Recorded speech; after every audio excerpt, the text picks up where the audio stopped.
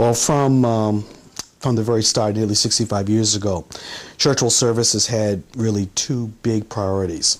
The first is to eradicate hunger and poverty around the world. The second, and equally important, is to assist refugees and other forcibly displaced people. We take seriously the faith mandate that is summed up in Matthew 25, to feed the hungry and to welcome the stranger.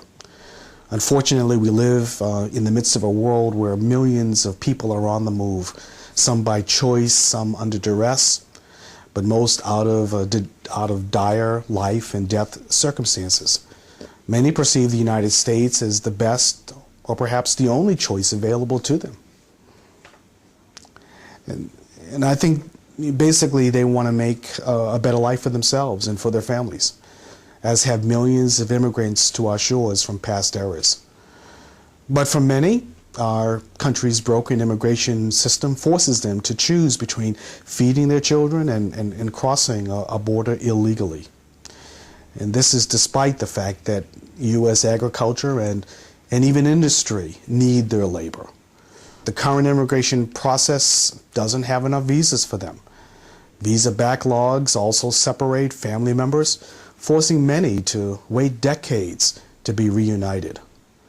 Reaching a point of desperation, many risk their lives to cross the desert, where unfortunately hundreds of them die every year. Those who make it into the United States, well, they live in constant fear of deportation and exploitation. And how our nation chooses to respond to this growing challenge is clearly one of the great moral issues of our time. Draconian measures like those enacted in Arizona, I simply find that they're not the solution. What we need in the United States is fair, humane, federal immigration reform. And, my New Year's resolution for immigration reform simply is to help build welcoming communities.